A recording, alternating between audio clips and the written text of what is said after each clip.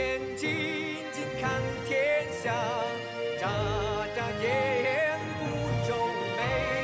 是妖怪玩魔鬼，金箍棒比拼是非。我眼睛睛看天下，眨眨眼不皱眉。小小猴头大领雷，天上地下有口碑。手中如意是宝贝，天地之间我怕谁？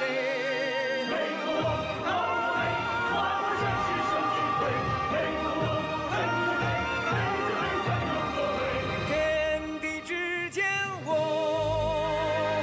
怕谁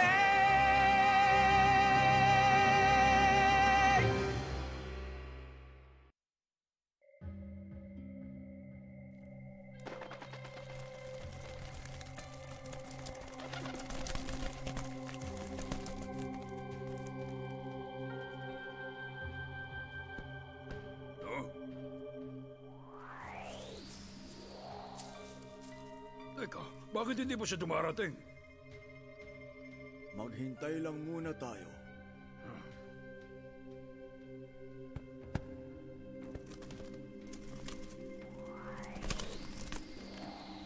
Oh?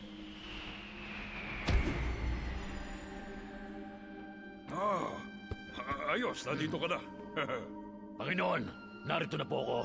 Kamusta ka naman, Water Demon Dragon? Nagawa mo ba ang mission mo? Tagumpay po ang misyon ko. Nagawa kong lunurin ang unggoy na yon. Sigurado ako, nakaya na siya ngayon ng mga balyena. Patay na yung unggoy? Ayos, wala na istorbo. Sa wakas, wala na rin siya. Nailigpit ko na siya. Magaling kung ganon. Lagi kong tinutupad ang lahat ng utos niyo sa akin. Sa wakas, tuluyan na naglaho ang pesteng unggoy na yun. Ang saya-saya ko! Aray ko, sa wakas wala na makakapanakit sa akin. Ang hindi ko lang maintindihan ay kung bakit kailangan siyang iligpit gayong isa lang siyang unggoy. Maliit na unggoy lang siya pero mapanganib pa rin. Ilang beses na siyang nanggulo sa atin. Kung hahayaan natin siyang mas lumakas at gumaling, sigurado magiging malaking problema. Tama po ang sinabi niyo, Panginoon. Dapat tapusin na habang maliit pa. Haring Habok, lumabas ka na muna. Meron lang kaming mahalagang pag-uusapan. Opo.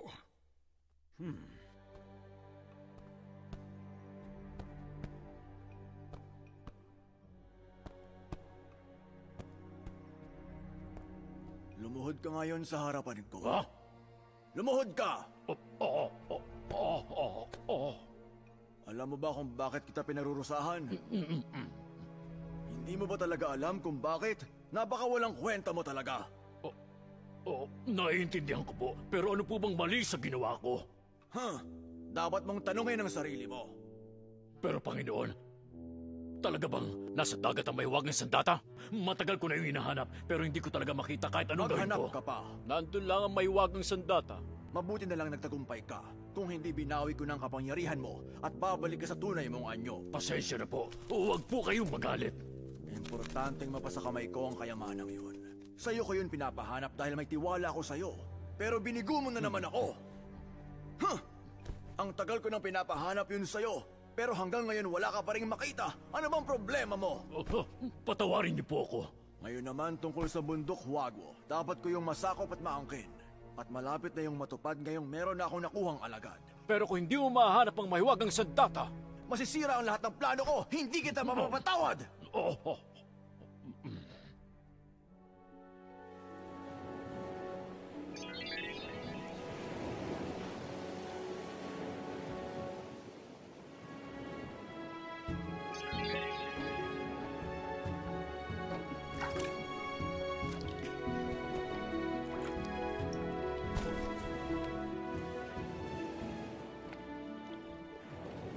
Hoy, Ginseng!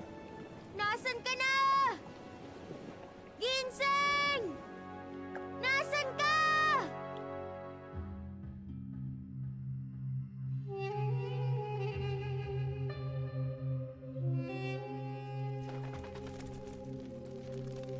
Panginoon, habang nasa dagat nagsanay ako sa paggamit ng kapangyarihan ko. Meron akong bagong natutunan. Gusto ko ipakita sa inyo at alamin ang opinion ninyo. Ah, talaga? Sige, gawin mo yun ngayon. Gusto ko yung makita.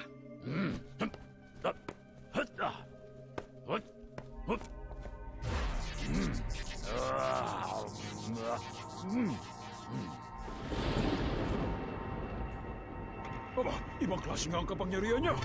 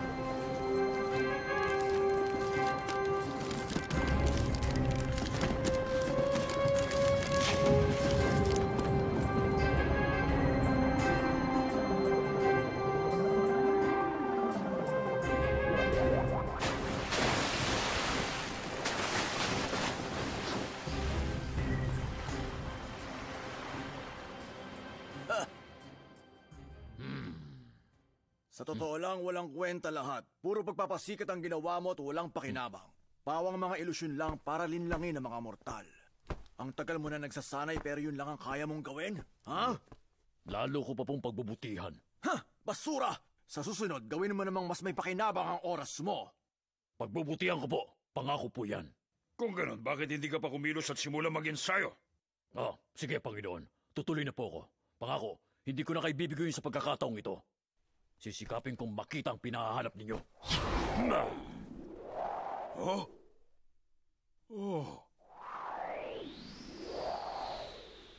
Panginoon, kailan niyo po ituturo sa akin ang kapangyarihan na yun? Gawin mo lang na maayos ang mga utos ko at ituturo ko yun sa'yo. Salamat.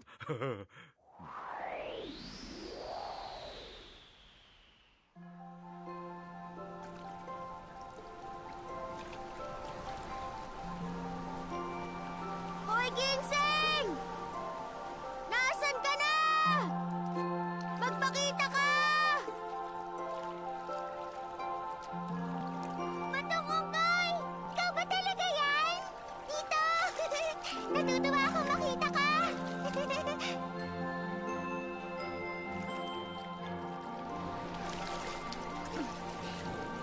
Huh?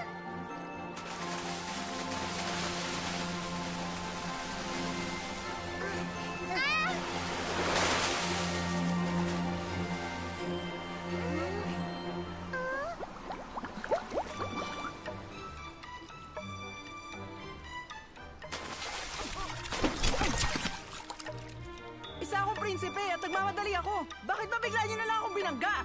Masakit yun, ah! Hindi ka naman namin binangga. Ikaw ang biglang tumalon sa balsa kaya wala kaming kasalanan.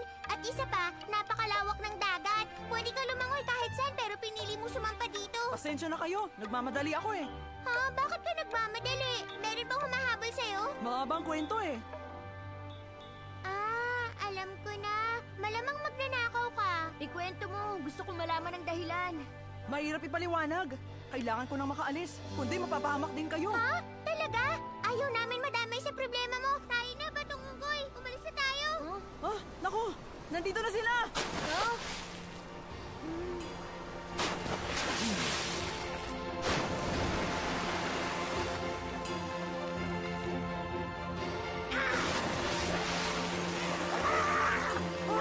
Ang dami nila! Bilis! Huliin siya!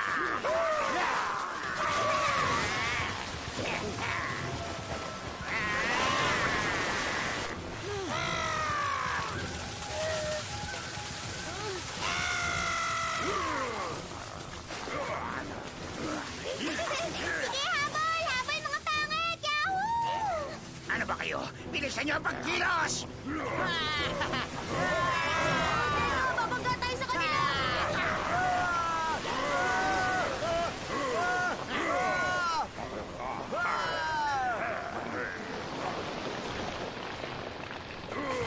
Kumapit kayong mabuti!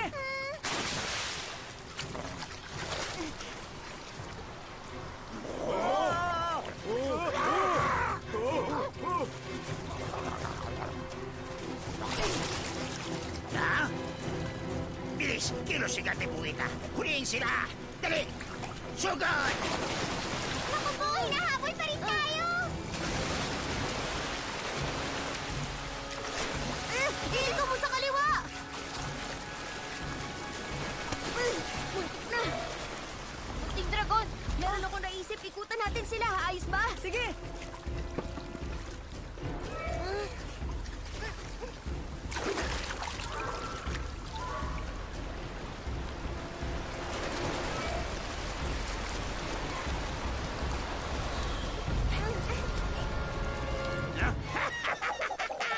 Kinakain na sila ng Gante Buwita!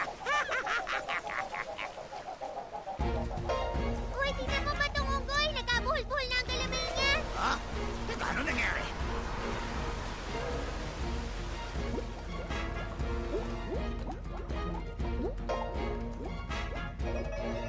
Kumanda kayo! Ngayon, katapusan niyo na! Naku, mukhang galing na siya.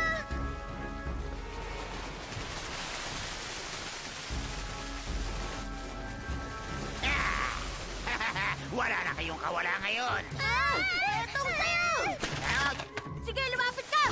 Munting dragon! Ngayon na! Hoy! Nandito kami! Kumanda kayo! Mauhuli ko rin kayo! Buksan nyo na! Dali, Ginseng! Buksan mo na ang sako! Ano bang nasa loob niyan? Magaling! Ayos! Ituloy mo lang yan!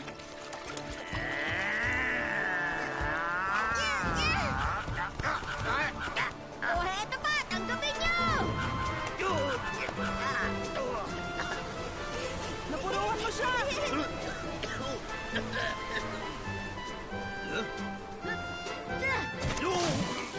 Yay! Ayos! Sapul sa mukha! Woo!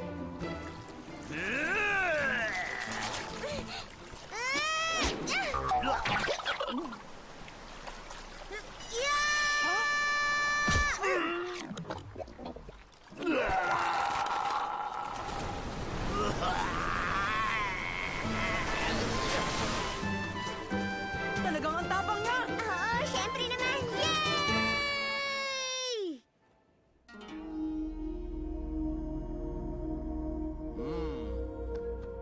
Anong nangyayari? May kaguluhan bang nagaganap sa bundok Wago? Wala naman po. Wala po ako naririnig na kaguluhan. Payapang lahat. Oh, pero may nakita akong malalakas na alon sa dagat. May mga nagsisigawan. At para bang kinakalaban ng maliit na unggoy ang mga sundalong karagatan? Ang unggoy na naman. Hindi magtatagal, malalagay siya sa matinding panganib.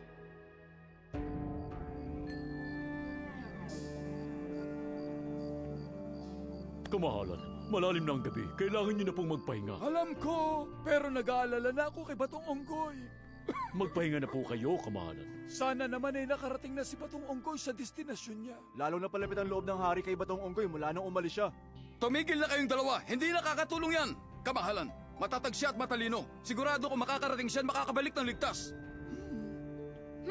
Yun ang akala nyo. Tignan natin.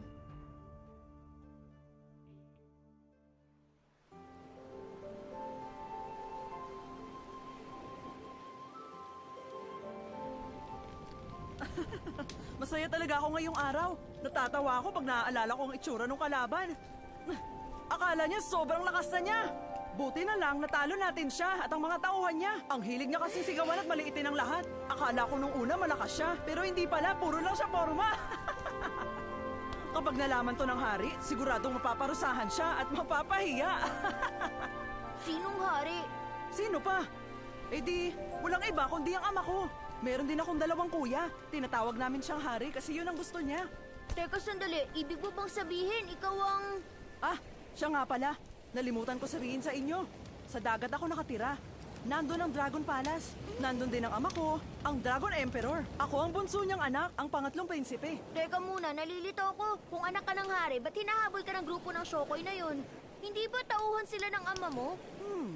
Gaya ng sabi ko sa inyo, mahabang kwento. Eh di paikliin mo. Alam nyo, Sobrang nakakainip sa Dragon Palace. wala akong magawa kundi tumunganga. Hindi ko maipahiwatig ang lungkot na nararamdaman ko noong nandun ako. Isang matanda, ang pinadala ni Ama para bantayan ako. Makaluma siya, konserbatibo at napaka-striktong pagong. Lagi niya akong pinipilit magbasa at pinapasaulo kung ano-ano. Naiinis na talaga ako. Isang araw, nagpa siya akong lumayas at tinalikuran silang lahat. Oh, ngayon alam ko na. Kaya pinapahanap ka sa mga tauhan ng ama mo? Ano na ngayon ang plano mo? Hindi na ako babalik dun. Ang tagal ko bago nakatakas kaya susulitin ko na. Gusto kong sumaya at makaranas ng kalayaan. Eh kayo naman, anong mga pangalan ninyo? Saan kayo nanggaling at saan kayo papunta? Ako si Batong Onggoy mula sa bundok ng Wago. Ito naman si Ginseng. Bundok Wago? Ang layo nun ah. Paano kayo napadpad dito? Naglalakbay kami para sa misyon. Papunta kami sa kuweba ng Fangkon para magpaturo sa mga Panginoon. Naiintindihan ko na. Teka, bakit mo gusto magpaturo sa mga Panginoon? May masasamang loob na balak kami sakupin, kaya kailangan ko pag-usayin ang kaalaman ko para magawa ko silang harapin. Kaya pala, gusto ko ng mga kaibigan na kasing tapang ko. Masaya ako at nakilala kita. Paano naman ako? Ako rin. Nakatadhana yata tayong maging magkaibigan.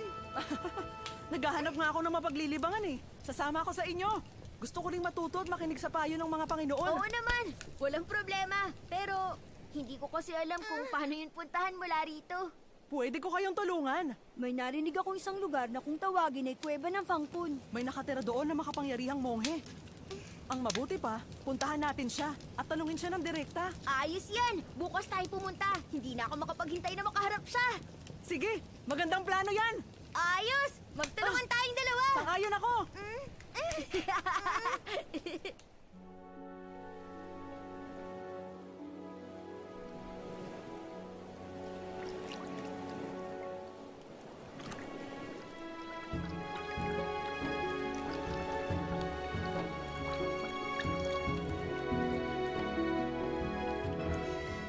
May nakita ako sa ilalim!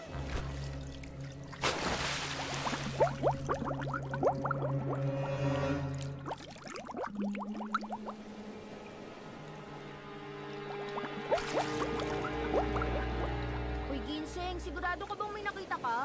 Oo naman, lolokohin ba kita? Hala, ano yun? Natatakot ako. Ano ba? Huwag kang ang duwag. Wala naman akong nakita. Uy, Ginseng, ano bang nakita mo, ha? Hindi ko rin alam, pero mukha siyang nakakatakot na halimaw mula sa palasyo ng dragon. Pwede ba? Huminahon ka lang. Hindi tayo pwedeng magsayang ng oras. Totoo ang sinasabi ko. Meron talaga ako nakita na isang nilalang na may mahabang buntot. Mahabang buntot? Walang ganong halimaw sa palasyo? Ha? Kung ayaw mong maniwala, bahala kayo.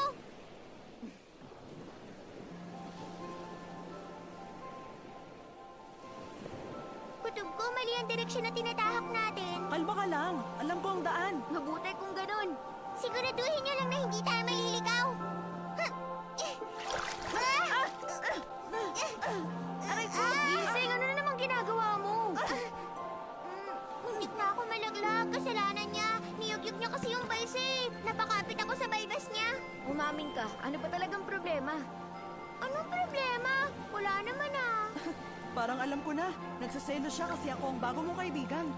Ako nagsiselos? Bakit naman ako magsiselos?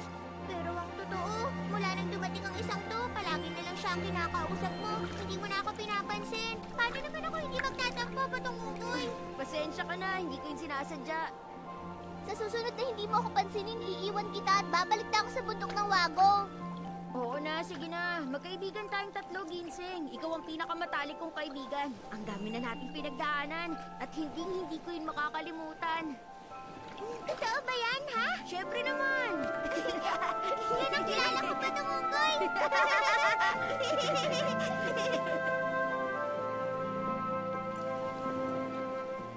Batong unggoy, meron lang ako hindi maintindihan. Ano yun? Si Munting Dragon, hindi naman siya mukhang ahas o dragon. Mukha lang siya isang bata na tinubuan ng bikote. Tama ka! Narinig ko yun, ha? Ito ay simbolo ng antas ko sa kaharian. Naku, malakas pala ang pandinig niya. Oo naman. Kaya mula ngayon, huwag mo na akong niloloko. Narinig ko yun, Ginseng, ha? Kaibigan natin siya.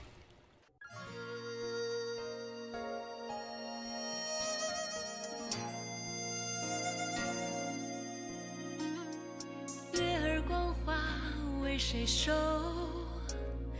要送轻舟随波流，青山绿水在等候，风起云扬四方游。天上虽有仙境无限，心却系在华山水帘。再多磨难又有何妨？只为家园美。